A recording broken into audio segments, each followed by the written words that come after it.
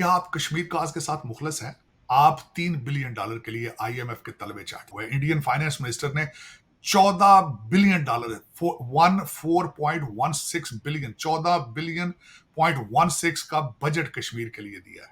Kashmir solidarity day मनाया जा रहा है। मैं पूछना चाहूंगा इस वक्त 25 करोड़ लोगों से, आपने सिर्फ श्रीनगर हाईवे की बुनियाद रखी, उसके बाद आपने खामोशी इख्तियार की कि 2.5 मिनट की खामोशी 2 मिनट की जाए, और उसके बाद सबसे बड़ा आप क्या काम करते हैं कि इस्लामाबाद के अंदर एक बहुत बड़ा कश्मीर डे का बैनर लगा देते हैं। जब वहां पे दूध की नहरें चलेंगी, आप अपने कश्मीरियों को क्या जवाब देंगे? एक नया केस जो है जिसमें खान साहब के बचने की कोई उम्मीद नहीं है, बल्कि यहां तक खबर आ चुकी है कि वो केस हो सकता है कि मिलिट्री ट्रायल हो।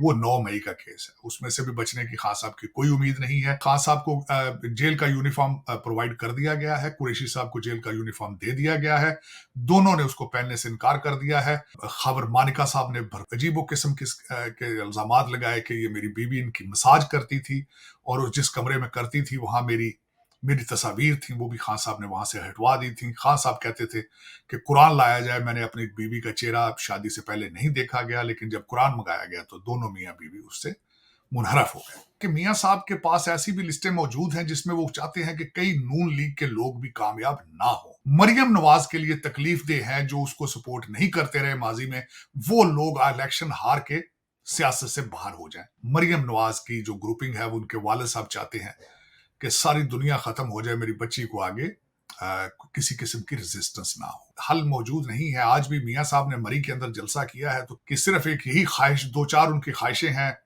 कि किसी तरीके से अपनी जो बादशाहत है इस तख्त लाहौर पे ऊपर अपनी बच्ची मरियम नवाज को बिठा दें। वो, जिस तरह मैं हमेशा ये कहता हूँ, ये सियासी पार्टियां नहीं है, ये लूट मार की पार्टियां हैं, ये फैमिली एंटरप्राइज हैं। मियाँ साहब ने अपनी ख्वाहिश का इजहार ये किया है कि अगर 100 सीटें हासिल होती हैं मुस्लिम लीग नून को, तो फिर वो वजीर आजम बनेंगे, लेकिन तकरीबन 1 साल के लिए। उसके बाद वो रिटायर होके शायद अपनी बच्ची को जो है इस तख्त के ऊपर बिठा दें। अगर 100 से नीचे कम सीटें आती हैं, 80 के करीब आती हैं, तो शहबाज शरीफ साहब प्राइम मिनिस्टर बनेंगे। लेकिन मियाँ साहब इस चीज पे इसरार कर रहे हैं कि चीफ मिनिस्टर जो है उनकी बच्ची बने। जहांगीर तरीन साहब की पार्टी आहिस्ता आहिस्ता अपनी इंपॉर्टेंस जो है वो खोती जा रही है। पहले भी लोग ये कहते थे कि ये बी पार्टी है, नून लीग की बी पार्टी है। तो जब नून लीग ही टूट के इधर उधर हो जाएगी, तो फिर इसका क्या शो, उसका कोई इंपॉर्टेंस नहीं रहेगी। आप पाकिस्तान आके पैसे लगाएं, कारोबार करें, लेकिन इन सर्कमस्टांसेस में जब आपके घर में लोग घुस के, आपके पुलिस भी सेफ नहीं है, तो बिजनेसमैन किस तरह वहां पैसा लेकर आएंगे? आपके पास सलाहियत मौजूद है, सिर्फ अगर नहीं है तो विल मौजूद नहीं है। आप करप्शन को भी हाथ नहीं डाल रहे हैं, और दहशत गर्दी को भी आप पूरे तरीके से हाथ नहीं डाल रहे। आपको करना होगा, आपको आपकी एजेंसियों को इस चीज पे इसको सीरियस लेना होगा। पाकिस्तान, अगर पाकिस्तानी नहीं बचाएंगे तो कौन बचाएगा? लेकिन पीटीआई तैयारी कर रही है कि वो इस इलेक्शन को किस तरीके से उन्होंने नहीं, धांधली का उन्होंने इल्जाम लगाना है, वो पहले तैयारियां कर रहे हैं, और मेरे ख्याल में ये ज्यादती होगी। इलेक्शन तो पहले भी अंडर एस्टिमेटेड हैं। लग रहा है कि जिस तरह पहले ही सेटल हो चुकी हैं, पहले ही कैबिनेट बनाई जा चुकी है, पहले ही लोगों को वादे किए जा चुके हैं। MQM अल्ताफ साहब ने अपने कैंडिडेट जो है वो कराची में लैंड कर दिए हैं आखिरी मिनट। बिस्मिल्लाहिर्रहमानिर्रहीम। अस्सलाम वालेकुम नाज़रीन, आप देख रहे हैं फोर कॉर्नर्स विद तारड़। मैं हूं शाजिया नैयर और मेरे साथ साजिद तारड़ साहब मौजूद हैं। अस्सलाम वालेकुम साजिद साहब, वेलकम टू द प्रोग्राम। वालेकुम सलाम, थैंक यू शाजिया। साजिद साहब, आज के प्रोग्राम की शुरुआत हम पाकिस्तान से करना चाहेंगे। पाकिस्तान में, क्योंकि आपको पता है इलेक्शन का दौरा है, और इस वक्त तमाम जमातें जो है वो अपनी फुल भरपूर किस्म की इलेक्शन कैंपेन जो है वो उसमें मसरूफ है। लेकिन इसके साथ सबसे पहले जो एक अफसोसनाक वाक़या पेश आया DI खान के इलाके दरबन में, दहशतगर्दों की तरफ से एक पुलिस स्टेशन को निशाना बनाया गया, जिसमें 10 के करीब पुलिस एहलकार शहीद हुए और 9 के करीब जख्मी हैं। इस हवाले से आप क्या कहना चाहेंगे? क्या दहशतगर्दी के वाक़यात को रोकने के लिए भी एक सख्त कदम उठाने की ज़रूरत नहीं है इस वक़्त? देखिए, इस वक्त शाजिया अगर देखा जाए तो पाकिस्तान को हर तरफ से मसाइल का सामना है। ना सिर्फ ये TTP वाले तालिबान जो है आके हमले कर रहे हैं, बल्कि जिस थाने पे हमला किया गया उस पे उन्होंने सुना है एक पूरी रात कब्जा रखा है उन्होंने, और अपने हैवी असले के साथ वो आए, हैंड ग्रेनेड के साथ हमला करते रहे। वो ईरान के साथ आपने देखा पिछले तकरीबन 10 दिन पहले वहां से जो अटैक हुआ है, फिर पाकिस्तान ने रिटेलिएट किया है। भारत के साथ आपके वैसे ही रिलेशनशिप जो है वो ऐसे ही हैं, और आज बल्कि फरवरी 5 है, जिसको कश्मीर सॉलिडारिटी डे है, जिसके उस पर भी मैं बात थोड़ी करना चाहूंगा। लेकिन ये हमले हो रहे हैं, इसको आपको बड़ा सीरियस लेना होगा, क्योंकि आपको इस वक्त आपकी इकॉनमी खराब है। हमारे प्राइम मिनिस्टर जो केयर टेकर हैं वो जा चुके हैं स्विट्जरलैंड बिजनेस लेने के लिए। हमारे आर्मी चीफ साहब यहाँ आए तो उन्होंने भी लोगों से कहा कि आप पाकिस्तान आके पैसे लगाएं, कारोबार करें। लेकिन इन सर्कमस्टांसेस में जब आपके घर में लोग घुस के, आपके पुलिस भी सेफ नहीं है, तो बिजनेसमैन किस तरह वहां पैसा लेकर आएंगे? ये बड़ा तशवीशनाक सी चीज है। आपके पास मल्टीनेशनल कंपनियां वो किस तरह आएंगी? ये बहुत बड़ा इशू है, इसको आपको सॉल्व करना होगा। आपके पास सलाहियत मौजूद है, सिर्फ अगर नहीं है तो विल मौजूद नहीं है। आप करप्शन को भी हाथ नहीं डाल रहे हैं, और दहशत गर्दी को भी आप पूरे तरीके से हाथ नहीं डाल रहे। आपको करना होगा, आपको आपकी एजेंसियों को इस चीज पे इसको सीरियस लेना होगा। पाकिस्तान अगर पाकिस्तानी नहीं बचाएंगे तो कौन बचाएगा? ये अफसोसनाक है। इसमें यहाँ पे ये भी आज बातें हो रही हैं कि कई ऐसे एलिमेंट हैं, कई ऐसे लोग हैं जो पाकिस्तान में चाहते हैं कि इलेक्शन ना हो। आज भी लोग समझते हैं कि इलेक्शन मुलतवी होने चाहिए। और दूसरा, लेकिन पाकिस्तान में अगर मेरा जिस तरह मैंने कई दफा पहले अपनी ख्वाहिश का इजहार किया कि इलेक्शन हल मौजूद नहीं है। आज भी मियाँ साहब ने मरी के अंदर जलसा किया है, तो क्या उन्होंने वहां पे उन्होंने कोई रोड मैप देने की बजाय वो यही कहते रहे हैं, आई लव मरी, मरी लव मी, और ये इस तरह की बातें करते रहे हैं। और वो मैं ये भी बताना चाहूंगा, जो मेरी अपना एनालिसिस है, कि मियाँ साहब की सिर्फ एक यही ख्वाहिश, दो चार उनकी ख्वाहिशें हैं कि किसी तरीके से अपनी जो बादशाहत है इस तख्ते लाहौर पे ऊपर अपनी बच्ची मरियम नवाज को बिठा दें वो। और वो आप फिर उसके बाद उनका बच्चा आए, उनका हस्बैंड आए, फिर ये जिस तरह मुगलिया खानदान जो है चल रहा है उसी तरीके से। ये दूसरी तरफ से बात आ रही है कि पीटीआई के अंदर जो इंटर इलेक्शन हो रहे हैं उसमें भी सुना है कि गौहर साहब, बैरिस्टर गौहर नहीं आएंगे, अब हलीमा बीबी आगे आ रही हैं। तो फिर ये खानदानी, जिस तरह मैं हमेशा ये कहता हूँ, ये सियासी पार्टियां नहीं है, ये लूट मार की पार्टियां हैं, ये फैमिली एंटरप्राइज हैं, और पाकिस्तान की बदकिस्मती है ये। मियाँ साहब के इलेक्शन के बारे में जो मैं बात करना चाहूंगा, कि ये सुना जा रहा है कि मियाँ साहब ने अपनी ख्वाहिश का इजहार ये किया है कि अगर 100 सीटें हासिल होती हैं मुस्लिम लीग नून को, तो फिर वो वजीर आजम बनेंगे, लेकिन तकरीबन 1 साल के लिए। उसके बाद वो रिटायर होके शायद अपनी बच्ची को जो है इस तख्त के ऊपर बिठा दें। अगर 100 से नीचे कम सीटें आती हैं, 80 के करीब आती हैं, तो शहबाज शरीफ साहब प्राइम मिनिस्टर बनेंगे। लेकिन मियाँ साहब इस चीज पे इसरार कर रहे हैं कि चीफ मिनिस्टर जो है उनकी बच्ची बने। अब उसके साथ नून लीग के अंदर जो नया दूसरा एक सिनेरियो बन रहा है, जिसके बारे में मैं सुन भी रहा हूं, पढ़ भी रहा हूं, वो ये है कि मियाँ साहब के पास ऐसी भी लिस्टें मौजूद हैं जिसमें वो चाहते हैं कि कई नून लीग के लोग भी कामयाब ना हो। ये एक बड़ी अचंभे की बात थी कि वो खुद चाहते हैं कि कुछ लोग उनकी पार्टी के, जो मरियम नवाज के लिए तकलीफ दे हैं, जो उसको सपोर्ट नहीं करते रहे माजी में, वो लोग इलेक्शन हार के सियासत से बाहर हो जाएं। वो लोग कौन है? उनमें एक सरफहरिस्त जिस शख्स का नाम सामने नजर आ रहा है, अता तारड़ साहब हैं। उसके बाद वो नहीं चाहते कि जो लोग खाकान अब्बासी को सपोर्ट करते रहे हैं, वो भी मियाँ साहब चाहते हैं कि इलेक्शन लड़के आगे ना आ सकें। ग्रुपिंग अंदर हो चुकी है। हमजा शहबाज शरीफ की अपनी ग्रुपिंग है, शहबाज शरीफ साहब की अपनी ग्रुपिंग है। मरियम नवाज की जो ग्रुपिंग है, वो उनके वालिद साहब चाहते हैं कि सारी दुनिया खत्म हो जाए, मेरी बच्ची को आगे किसी किस्म की रेजिस्टेंस ना हो। उसके बाद मैं जो आगे मजीद बताना चाहूंगा कि खाकान अब्बासी साहब, ये सुनने में आ रहा है कि वो अपनी अलग पार्टी बनाएंगे, और जितने जो लोग जिनकी मैंने जिक्र किया है कि जो विक्टिम होंगे इस चीज के अपनी पार्टी के, वो उनके झंडे के नीचे आएंगे और एक नई पार्टी बनेगी। जहांगीर तरीन साहब की पार्टी आहिस्ता आहिस्ता अपनी इंपॉर्टेंस जो है वो खोती जा रही है। पहले भी लोग ये कहते थे कि ये बी पार्टी है, नून लीग की बी पार्टी है। तो जब नून लीग ही टूट के इधर उधर हो जाएगी, तो फिर इसका क्या शो, उसका कोई इंपॉर्टेंस नहीं रहेगी। उसके बाद जो रिसेंटली अभी जो दो चार चीजें सामने आई हैं कि शेख रशीद साहब हैं, वो अपने पछतावे का इजहार कर रहे हैं। उन्होंने एलिगेशन लगाए हैं कि 3-3 करोड़ के टिकट बिके हैं पीटीआई के। तो ये जिस तरह एक टिपिकल चीज़ है वो चल रही है। अब कैंपेन के आखिरी घंटे चल रहे हैं, ट्यूसडे के बाद कैंपेन के घंटे खत्म हो जाएंगे और इलेक्शन की तरफ जाया बिल्कुल। जाएगा। इलेक्शन के हवाले से एक नया नई सॉफ्टवेयर तैयार की गई है। पीटीआई ने उसके बारे में अपना नरेटिव बना लिया है कि ये हमें धोखा देने के लिए बनाई गई है। पीपल्स पार्टी ने भी उसकी तरफ अपने खदशात का इजहार किया है। वो जो सॉफ्टवेयर बनाई है उसके जरिए इलेक्शन के रिजल्ट जो है वो तेजी के साथ इकट्ठे करने के लिए वो नई एक सॉफ्टवेयर बनाई गई है इलेक्शन कमीशन की तरफ से। लेकिन पीटीआई तैयारी कर रही है कि वो इस इलेक्शन को किस तरीके से उन्होंने नहीं धांधली का उन्होंने इल्जाम लगाना है, वो पहले तैयारियां कर रहे हैं और मेरे ख्याल में ये ज्यादती होगी। इलेक्शन तो पहले भी अंडर एस्टिमेटेड हैं। लग रहा है कि जिस तरह पहले ही सेटल हो चुकी हैं, पहले ही कैबिनेट बनाई जा चुकी है, पहले ही लोगों को वादे किए जा चुके हैं, कुछ नई चीजें सामने आ रही हैं कि MQM अल्ताफ साहब ने अपने कैंडिडेट जो है वो कराची में लैंड कर दिए हैं आखिरी मिनट में, ये कुछ चंद घंटों के लिए। अब देखें कि वो वहां पे क्या उसका असर क्या होता है।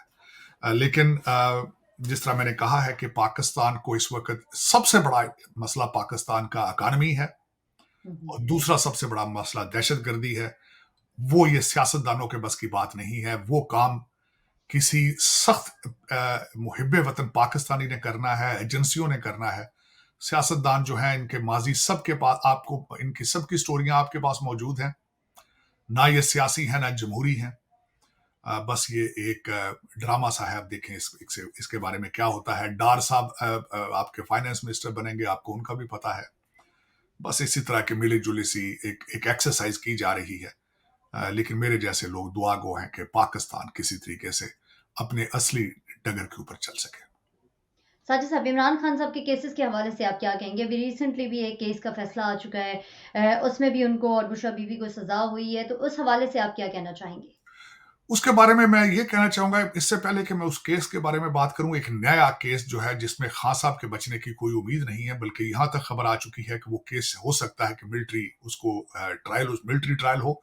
वो 9 मई का केस है, उसमें से भी बचने की खान साहब की कोई उम्मीद नहीं है। मैं अभी ये ब्लॉग रिकॉर्ड करने से पहले मुझे जो देखा है कि पंजाब गवर्नमेंट ने उसके सारे शवाहिद इकट्ठे करके हुकूमत को दे दिए। अब वो हुकूमत को दिए हैं या मिलिट्री कोर्ट को दिए हैं, लेकिन ये बिल्कुल बात इस वक्त सुनी जा रही है कि खान साहब का वो केस 9 मई वाला मिलिट्री ट्रायल होगा उसका। अब इस वक्त खान साहब को जो नई चीजें हुई हैं, खान साहब को जेल का यूनिफॉर्म प्रोवाइड कर दिया गया है, कुरैशी साहब को जेल का यूनिफॉर्म दे दिया गया है। दोनों ने उसको पहनने से इनकार कर दिया है। मुशक्कत के हवाले से दोनों को कह दिया गया कि आपने पौधों को पानी देना है, पौधों को आपने उनकी देखभाल करनी है। वो भी मेरे ख्याल में ये नहीं करेंगे, जो कि गलत बात है मेरे ख्याल में। अगर आप इतने इंसाफ पसंद है, आपकी तहरीक का नाम इंसाफ है, तो फिर उस इंसाफ के साथ चलना चाहिए आपको, जिसका मुझे नहीं उम्मीद। क्योंकि जिस तरीके से इन्होंने इंसाफ के अपने 3.5 साल के अंदर जो धज्जियां उड़ाई इंसाफ की, मुझे इनसे कोई उम्मीद नहीं है कि ये इंसाफ के साथ चल सकेंगे। उसके बाद आगे चलना चाहूंगा। स्ट्रेट जो इनका ट्रायल था, बिलखसूस इंतहाई अफसोसनाक ट्रायल था, जो इद्दत के हवाले से था। उसमें ऐसी नाजेबा अल्फाज इस्तेमाल किए गए खवातीन के सामने, और उसमें खासकर जो देखा गया कि खान साहब के चेहरे के ऊपर कोई नदामत नहीं थी, कोई शर्मिंदगी नहीं थी। वहां पे खबर मानिका साहब ने भरपूर किस्म से एक अजीबो किस्म के इल्जामात लगाए कि ये मेरी बीवी इनकी मसाज करती थी और जिस कमरे में करती थी वहां मेरी मेरी तस्वीर थी, वो भी खान साहब ने वहां से हटवा दी थी। खान साहब कहते थे कि कुरान लाया जाए। मैंने अपनी बीवी का चेहरा शादी से पहले नहीं देखा गया, लेकिन जब कुरान मंगाया गया तो दोनों मियाँ बीवी उससे मुनहरफ हो गए। उसके बारे में केसेस के हवाले से जो दूसरी बात है जिस पे मुझे एतराज है सख्त, जज बशीर साहब, उनकी एक दफा तबीयत खराब हुई, जिसको मेरे जो पीटीआई के लौंडे लबाड़े हैं वो कह रहे हैं कि ये पीरनी के जिन जो हैं, जिन्नात और काला जादू सर चढ़ के बोल रहा है। मैं दुख के साथ कहूंगा 3.5 साल इस शख्स ने टूनों के सर के ऊपर एक एटॉमिक पावर को चलाया है, जो मेरे जैसे कई पाकिस्तानियों के लिए शर्मिंदगी का बायस है। आज मैं जब किसी और का एक ब्लॉग सुन रहा था, बल्कि मैं बताना चाहूंगा उमर चीमा साहब का, उसमें उन्होंने ये भी बताया है कि किस तरीके से नईमुल हक और मैडम मजारी को एतराज था कि किस ये टोनों के साथ जो चल रहा है सारा कुछ। वो कहते हैं हम बड़ी मेहनत के साथ चीजें नेगोशिएट करते थे, सारा सारा दिन सर खपाते थे। खान साहब रात को पीरनी साहबा के पास जाते थे और सुबह आके हर चीज को दोबारा नए सिरे से इनकार कर देते थे। बल्कि मैडम मजारी ने कहा है कि कैबिनेट की एक मीटिंग में एक दफा जब हम बैठे थे, तो एक इनका घरेलू मुलाजिम काले रंग की फाइल लेकर आया, खान साहब के कान में उसने कुछ कहा, और खान साहब ने उस फाइल के अंदर कुछ थोड़ी देर अपना हाथ रखा और उसके बाद हाथ निकाल लिया और चले गए। तो मैडम मजारी ने उसके ऊपर काफी तशवीश का इजहार किया था कि ये काले जादू और टूने के साथ एटॉमिक पावर को ना चलाया जाए।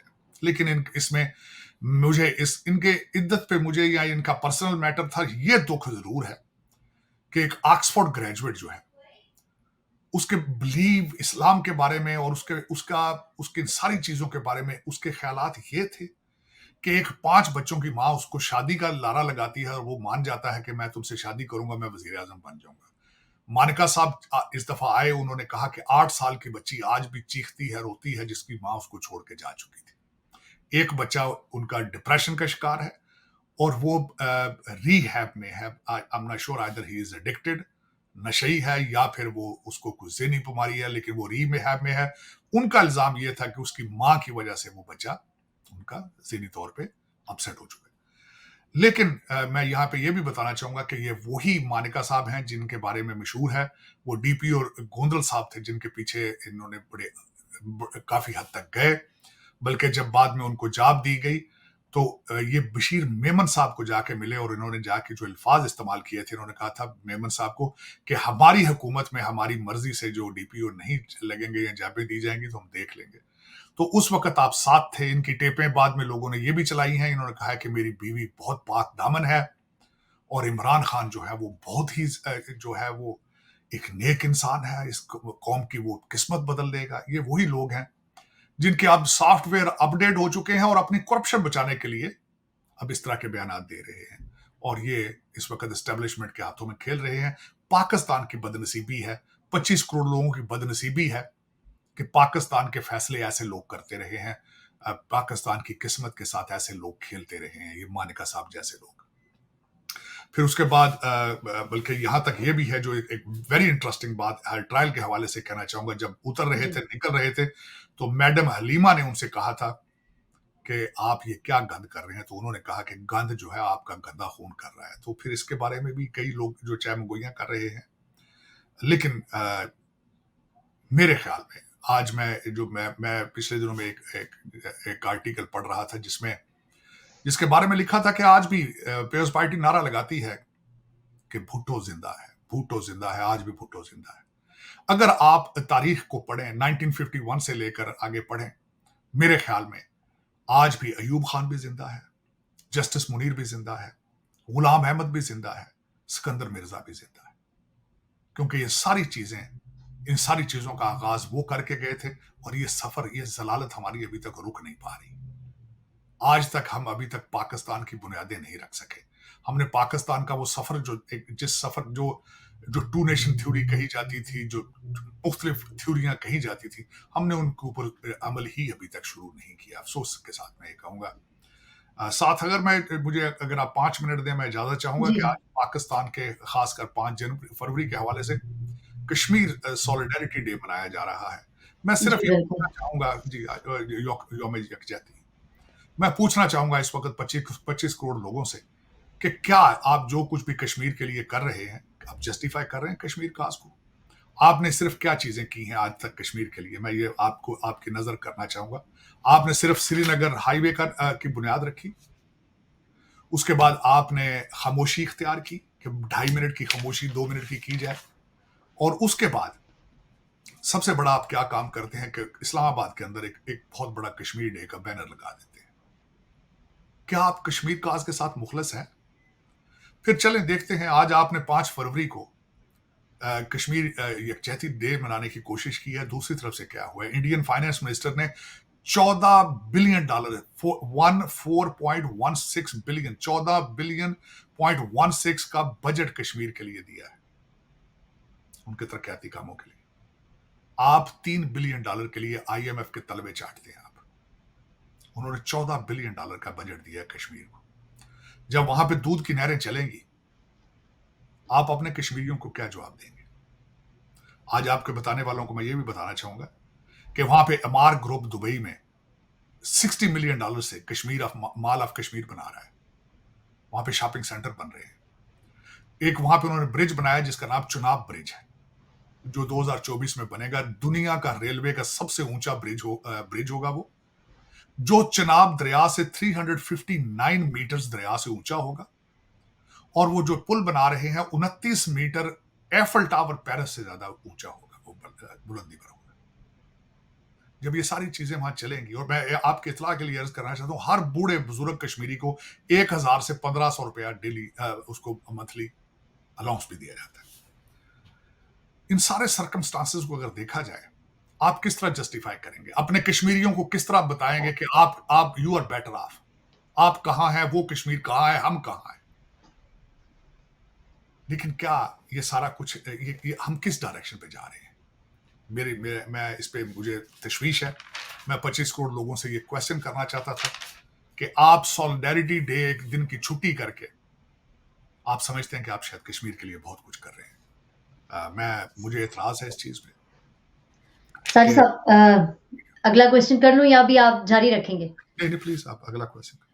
माइक्रोसॉफ्ट के सीईओ जो हैं वो 7 से 8 फरवरी का कहा जा रहा है कि वो भारत का दौरा करेंगे। और अगर हम माइक्रोसॉफ्ट और गूगल के हवाले से देखें, तो इस वक़्त वहाँ पर जो एम्प्लॉइज़ हैं वो उनमें सबसे ज़्यादा तादाद जो है वो भारत की है।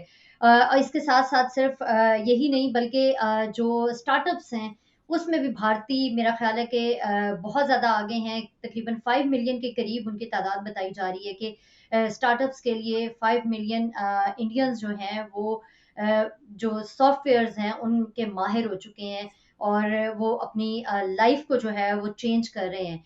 और अब वो सीईओ वहाँ पे दौरा भी कर रहे हैं। इससे पहले भी जब कोरोना आया तो हम लोगों ने देखा कि गूगल और माइक्रोसॉफ्ट ने इंडिया की हेल्प करने का भी ऐलान किया था और उन्होंने की भी थी उस वक़्त। आप क्या कहेंगे इस तमाम तर सूरत-ए-हाल पे? देखें, इस वक्त माइक्रोसॉफ्ट और गूगल के दोनों के सीईओ जो कि दोनों भारतीय निजात हैं, जिन्होंने एज एन इंजीनियर शुरू काम किया था और आज वो तरक्की करके उन्होंने अपनी काबिलियत का लोहा मनवा कर इस जगह पहुंचे हैं। वो भारत जा रहे हैं। जब मैं इस आर्टिकल के बारे में पढ़ रहा था तो मेरी आंखें मुझे यकीन नहीं आ रहा था कि जब मैं वो पढ़ रहा था 5 मिलियन कंप्यूटर प्रोग्रामर मौजूद हैं भारत के अंदर। 5 मिलियन।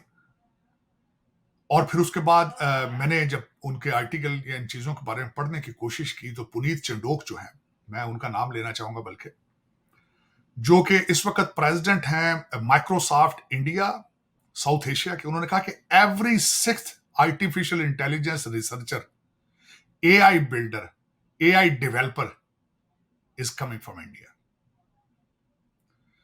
और मैं हैरान हूं इस बात पे कि माइक्रोसॉफ्ट, गूगल और इन्फोसिस, जो कि भारत की अपनी इंटरनेट उनकी अपनी जो कंप्यूटर कंपनी है, उन्होंने टारगेट रखा है कि वो भारत में इंस्टीट्यूट बिल्ड करेंगे जिससे इस 2024 के अंदर 1 लाख आर्टिफिशियल इंटेलिजेंस स्पेशलिस्ट पैदा किया जाएगा। वर्सेस मुझे कहना तो नहीं चाहिए क्योंकि आप you are not in the competition anymore. आपको आपके अफगान भाई जो हैं आज वो भी आपका नंबर काट चुके हैं। उनकी currency is performing way better than you are. आप कहां खड़े हैं? आपके मुर्शद जो हैं, जिन्होंने, मैं समझता हूं खान एकेडमी के फाउंडर हैं, जिन्होंने 1,25,000 लौंडा लपाड़ा हायर करके उनको उर्दू में ट्वीट करना सिखाया है। आप कहां जाएंगे? आप इंग्लिश में ट्वीट नहीं पढ़ सकते। आप सुप्रीम कोर्ट और हाई कोर्ट की प्रोसीडिंग इंग्लिश जबान में है और उसकी भी कोशिश की जा रही है कि सुप्रीम कोर्ट में भी प्रोसीडिंग उनकी उर्दू में कर दी जाए। आने वाले दिनों में आप दुनिया के साथ किस तरह कंपीट करेंगे? ये भी एक मेरा क्वेश्चन है। मैं यहां पे बल्कि ये सोच रहा था कि जिस तरीके से सेकेंड वर्ल्ड वॉर के बाद यहूदी साइंटिस्ट जो थे, ज्यूइश साइंटिस्ट जो कि जर्मनी से आए थे, अपनी सारी साइंटिफिक रिसर्च यहां पे लेकर अमेरिका में, आइंस्टाइन जैसे लोग, उन्होंने अमेरिका को एक सुपर पावर बनाया। अगला दौर आर्टिफिशियल इंटेलिजेंस का है और अमेरिका के अंदर भारतीय इस वक्त अमीर तरीन डायस्पोरा तो मैं नहीं कहूंगा, टेक्नोक्रेट है वो। भारतीय जहां भी जाता है टेक्नोक्रेट बन के जाता है। आप किसी से यहां पूछ के देख लें, कभी किसी ने भारतीय किसी इंडियन किसी को, खासकर बिलखसूस हिंदू जो है, उनको कभी देखा हो ट्रक चला रहे हो, टैक्सियां चला रहे हो, कभी देखें? क्योंकि वो डिग्रियां लेकर आते हैं वो, और उस हर कंट्री के नर्व सिस्टम पे अच्छा जाते हैं। तो इस वक्त अमेरिका के अंदर यहूदी जो लॉबी है उनको रिप्लेस हो रहे हैं वो इंडियन लॉबी के साथ। आपका फ्यूचर क्या है? आप कहां जाना चाहते हैं? आपके हर पड़ोसी के साथ आप हालते जंग में हैं। आप गाजा के लिए जिहाद करना चाहते हैं। आप हर चीज के साथ जिहाद का लफ्ज अटैच करके पता नहीं क्या आप करना चाहते हैं, मेरी समझ से बाहर है। हालांकि आप अपने डीएनए पे जरा कोशिश करें, देखें। आपने आज तक किसी फॉरेन इन्वेडर, किसी भी इन्वेडर के सामने आपने रेजिस्ट नहीं किया। आप पठानों के सामने भी लेट जाते थे, अरबों के सामने भी लेट जाते थे, गोरों के सामने लेटे आप। आज उनकी करेंसी के सामने लेट चुके हैं आप। आज आप इबादत कर रहे हैं डॉलर की और पाउंड की। तो आप जिहाद, आप क्यों इस लफ्ज को खराब करते हैं? क्यों आप इस्लाम को एक बदनाम कर रहे हैं पूरी दुनिया में? मेरे ख्याल में ये ज्यादती है। लेकिन मैं इस माइक्रोसॉफ्ट और गूगल का जो फ्यूचर प्लान है भारतीय अपने लोगों को प्रमोट करने का, रिमार्केबल रिमार्केबल। मैं इस पे मुझे अफसोस है कि हम उनसे तकरीबन 100 साल पीछे जा चुके हैं, अफसोस के साथ। साजिद साहब, अमेरिका ने इराक और सीरिया पर हमला करने के बाद अब हूथियों पर भी अटैक किया है। इस तमाम तर सूरत हाल को किस तरह देखेंगे आप? देखिए, इलेक्शन का साल है। ओबामा साहब जो है उनको वो परेशान है डेमोक्रेट पार्टी की परफॉर्मेंस से। उन्होंने क्योंकि बाइडेन साहब तो आपको पता है कि उनके हालात जो है, उनको जहाज पे पकड़ के चढ़ाया जाता है, पकड़ के उतार लिया जाता है। तो उन्होंने अब फैसला किया है कि जो 3 हमारे सोल्जर जो कि मारे गए थे और तकरीबन 35 के करीब जख्मी थे, तो उनका बदला जो वादा किया गया था, तो इलेक्शन की वजह से उन्होंने सीरिया और इराक के ऊपर तकरीबन 83-85 जो टारगेट थे उनको अटैक किया वहां पे। इराक के अंदर तकरीबन 32-33 लोग जो है वो मारे गए, जिनमें ज्यादातर सिविलियन थे। और ये वही इराक है जहां से पहले ही इराक कह चुका है अमेरिकन को कि आप अपने 2500 फौजी जल्द अज जल्द आप निकल के घर जाएं यहां से। ये उन्होंने अटैक किया है क्योंकि इलेक्शन का साल है। उसके बाद इन्होंने क्या किया है कि यूके और जो हमारे और दूसरा कोई मुल्क इनके साथ नहीं था, तो इन्होंने हूथियों के अटैक किया रेड सी के अंदर, यमन पे, ताकि इनकी जो शिपिंग उस पे कुछ उस पे फर्क आ सके और उनको पसपा किया जा सके। अब मैं उसके बाद पढ़ रहा था, आज मेरी नजर से हूथियों के बारे में एक आर्टिकल गुजरा है कि हूती इस वक्त इतने जंगजू किस तरह बन गए हैं। सबसे पहले तो मैं ये बताना चाहूंगा कि सऊदी अरेबिया बड़े अरसे से उनके ऊपर कारपेट बॉम्बिंग कर रहा है, अमेरिका उनके ऊपर बॉम्बिंग कर रहा है, अमेरिका सऊदी अरेबिया को असला दे रहा था, और काफी अरसे से वो यमन के ऊपर हमले किए जा रहे थे। एक तो जब उनके ऊपर इतने हमले किए गए तो उनकी मजबूरी बन गई कि वो जंगजू बने। फिर उनके साथ इस वक्त रशिया है और उनके पास इस वक्त चाइना का असला है, रशिया का असला है, ईरान की सपोर्ट हासिल है उनको। आज मैं आर्टिकल पढ़ रहा था बीबीसी के ऊपर, ये आर्टिकल था कि हूथियों के साथ डील करना इतना मुश्किल क्यों है। उनका एटीट्यूड के बारे में ये कहा गया कि वो जंगजू बन चुके हैं और रेडिकल हैं, और उसके बाद ये है कि उनको जुनून की हद तक शौक है जंग का, और जब उनसे नेगोशिएट किया जाता है तो या तो वो अब मीटिंग्स में लेट आते हैं या मीटिंग्स के दौरान ही उठ के चले जाते हैं। एक वो पत्तों की चीज घात उसको कहते हैं। इस वक्त सोमालिया में और दूसरे ममालिक के अंदर लोग उनको चबाते हैं नशे के तौर पर, और ज्यादातर होती जो है वो घात को चबाते हैं उन पत्तों को। तो इस वक्त और उन्होंने इस वक्त ईरान ने तो खैर उनके भी इब्राहिम रईसी साहब ने सख्त कॉन्सिक्वेंसेस का कहा था कि अगर अमेरिका ने हमें जंग की तरफ भेजा तो हम सख्ती के साथ जवाब देंगे। लेकिन इसके बाद अभी तक उन्होंने जो कोई सख्त बयान तो नहीं दिया, लेकिन हूथियों ने कहा है कि हम रिटेलिएट करेंगे, हम अपनी जंग को अगले लेवल पर लेकर जाएंगे। लेकिन इस वक्त अगर देखा जाए तो अमेरिका के अंदर डेमोक्रेट पार्टी कमजोर है। बॉर्डर के हालात, फॉरेन पॉलिसी, इन्फ्लेशन और कौम का मोराल इस वक्त इंतहाई कमजोर है। बाइडेन साहब जो कि मेरे ख्याल में कैंडिडेट नहीं होंगे, उनकी सपोर्ट इस वक्त सिर्फ 37, उनका रेट ऑफ अप्रूवल 37% है। और जो अमेरिकन एनालिस्ट हैं उनको जिमी कार्टर की जो आखिरी दौर था उसके साथ कंपेयर कर रहे हैं। ज्यादातर लोग ये फोरकास्ट कर रहे हैं कि एक टर्म प्रेसिडेंट होंगे, जिस तरह ट्रंप साहब के साथ हुआ था उसी तरह। बहुत शुक्रिया साजिद साहब, आज के प्रोग्राम का वक्त भी खत्म हुआ चाहता है। और हमने काफ़ी अपने टॉपिक्स जो थे जो इस पूरे हफ़्ते की जो अहम वाक़यात थे उसके ऊपर हमने रोशनी डाली। नाज़रीन आपका भी बहुत शुक्रिया कि आप हमारा प्रोग्राम देखते हैं, अपना फ़ीडबैक देते हैं। अगले प्रोग्राम तक के लिए मुझे और साजिद साहब को इजाज़त दें। अपना बहुत ख़्याल रखिएगा। अल्लाह हाफ़िज़। Thank you so much, Shazia. Pakistan ज़िंदाबाद।